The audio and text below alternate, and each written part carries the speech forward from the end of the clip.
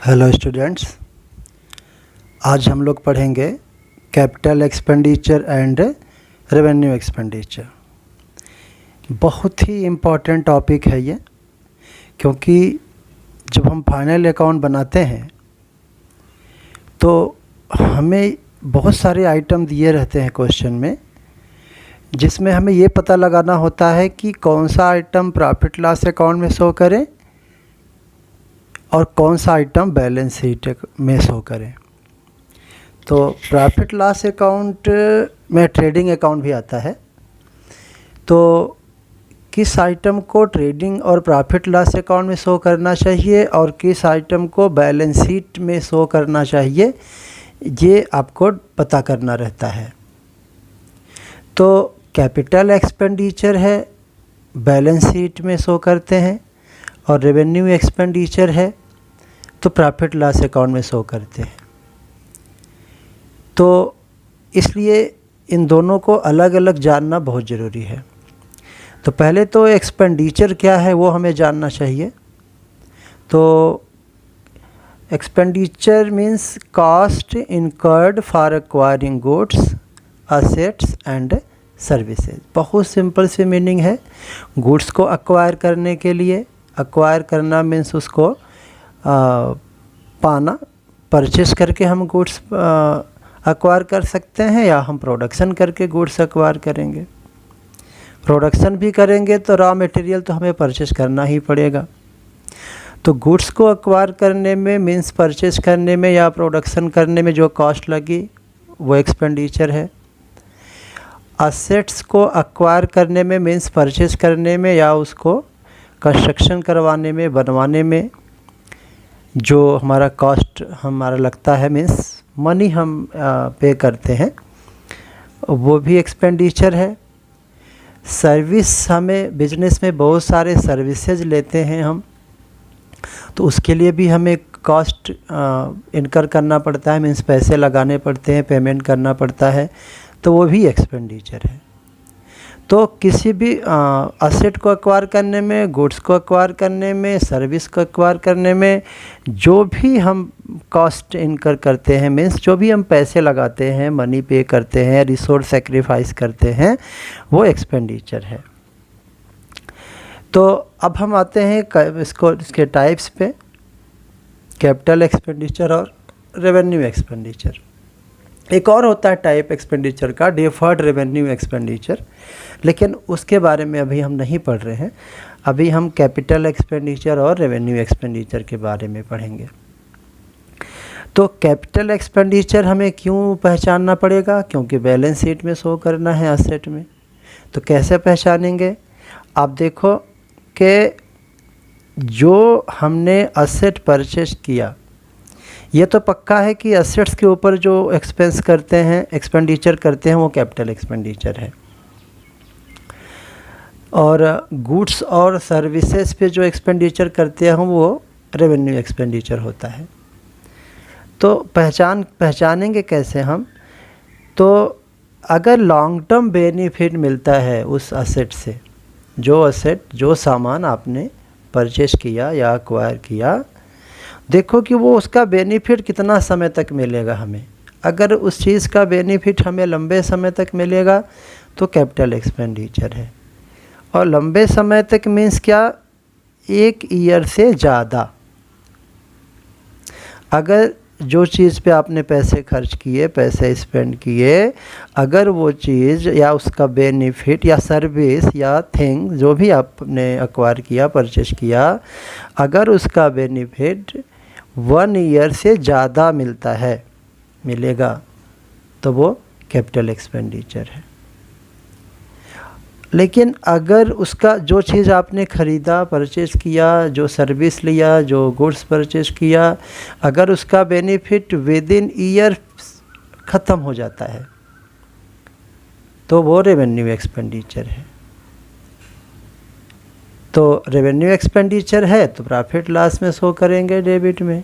Capital expenditure है तो balance sheet में शो करेंगे, एसेट में। और जैसे कि इसका हम लॉन्ग टर्म का कैपिटल एक्सपेंडिचर का हम भाषा और जानते हैं क्लियर।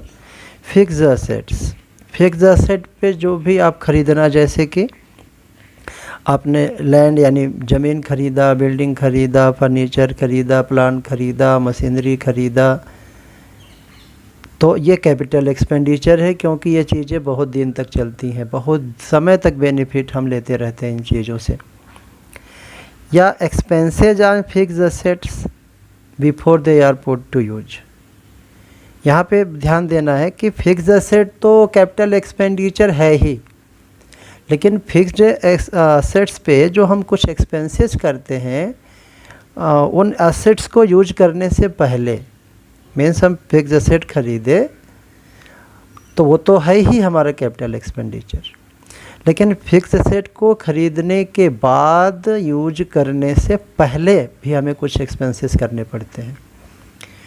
जैसे आप मशीन लेके आए तो मशीन आपने परचेज किया, वो कैपिटल एक्सपेंडिचर है, लेकिन मशीन को यूज करने से पहले उसके इंस्टॉलेशन पे जो हम खर्च करेंगे वो भी कैपिटल एक्सपेंडिचर है, वो भी मशीन के कॉस्ट में ही इंक्लूड होगा। जैसे मशीन ख़रीद के ला रहे थे, रास्ते में फ्रेट दिया, भाड़ा,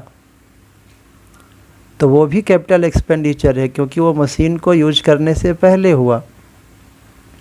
मशीन का हम अगर इंश्योरेंस कराए, ला रहे थे, ट्रांजिट इंश्योरेंस होता है, तो इंश्योरेंस कराए तो यूज करने से पहले वो भी कैपिटल एक्सपेंडिचर है।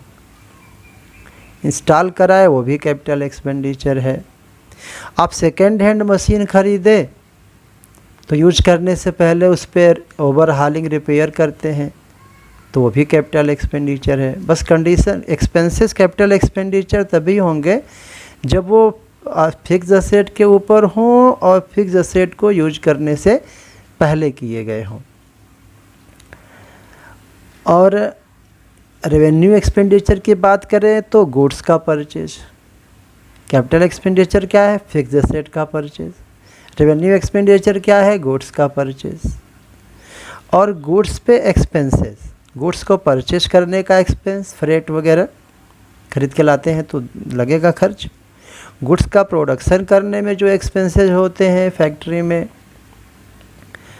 पावर है, इलेक्ट्रिसिटी पावर, ये सब है, वेजेज है, ये बहुत सारा के एक्सपेंसेज होते हैं प्रोडक्शन करने में। तो गुड्स को परचेज करने का एक्सपेंस, गुड्स को ब्रिंगिंग, उसको लाने का एक्सपेंस, गुड्स को प्रोडक्शन करने का एक्सपेंस, गुड्स को सेल करने का एक्सपेंस, गुड्स को सेल कर दिए तो उससे पैसे कलेक्शन करने में एक्सपेंस, ये सब रेवेन्यू एक्सपेंडिचर है, क्योंकि इनका बेनिफिट हमें थोड़े समय के लिए मिलता है। गुड्स का मीनिंग क्या होता है? जो हम सेल करने के लिए परचेज करते हैं। तो गुड्स खरीद के आया, कुछ दिनों में सेल कर देंगे, चला गया, ख़त्म बेनिफिट, पैसा ले लिए, बेनिफिट ख़त्म, तो रेवेन्यू एक्सपेंडिचर है।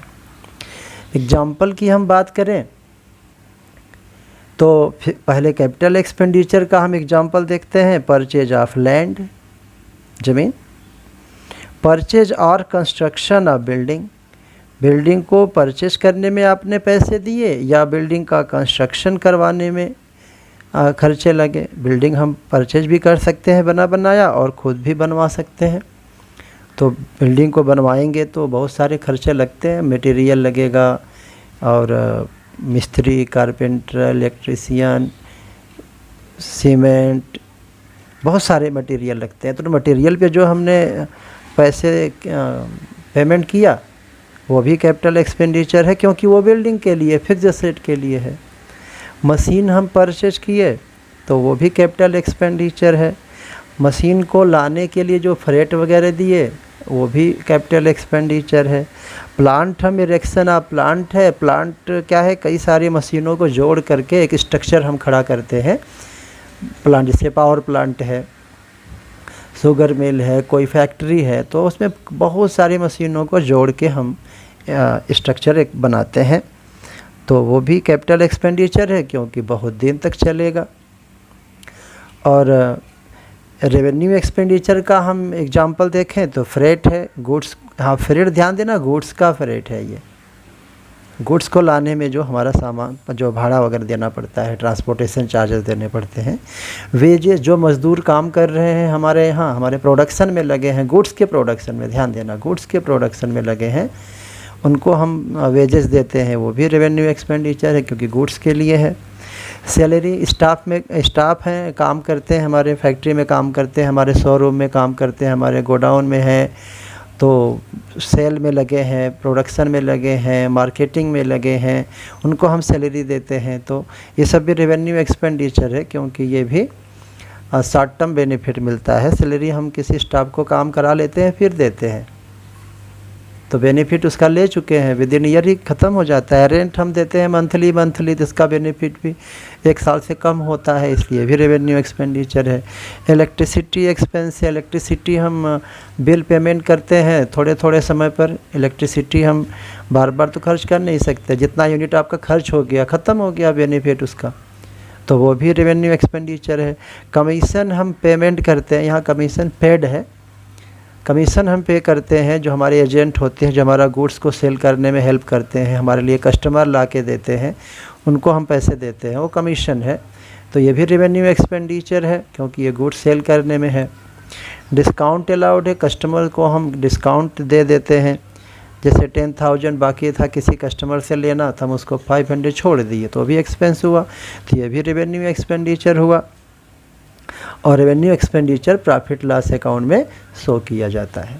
तो ये दोनों को अलग अलग जानना इसीलिए ज़रूरी है कि जब आप फाइनल अकाउंट बनाते हो तो आपको प्रॉफिट लॉस अकाउंट बनाते हो और बैलेंस शीट बनाते हो, तो आपको पता नहीं चलता कि कौन सा आइटम बैलेंस शीट में शो करे और कौन सा आइटम प्रॉफिट लॉस अकाउंट में शो करे। तो इसीलिए ये जानना बहुत ज़रूरी है आप इसको।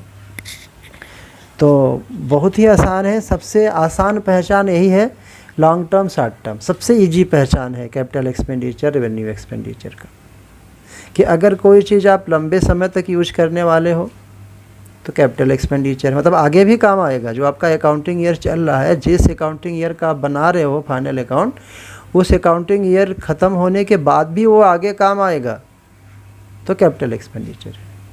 लेकिन अगर जो आपने पेमेंट किया है जिस चीज़ के लिए, जिस सर्विस के लिए, उसका बेनिफिट अगर विद इन अकाउंटिंग ईयर हमारा ख़त्म हो जाए तो रेवेन्यू एक्सपेंडिचर है, मीन्स प्रॉफिट लॉस में शो करेंगे।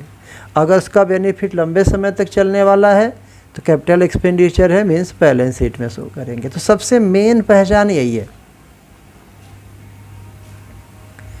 तो ये आई होप कि आप समझ गए होंगे और आपको ये बहुत ही काम आएगा। आप चाहे किसी क्लास के स्टूडेंट हो, चाहे आप 11th-12th के स्टूडेंट हो, ग्रेजुएशन के हो, पोस्ट ग्रेजुएशन के स्टूडेंट हो, ये हर क्लास में इसकी ज़रूरत पड़ती है। तो इसको आप अच्छे से पढ़िए, समझिए। अगर कोई डाउट होता है तो आप ऑफ कोर्स आप कांटेक्ट करो।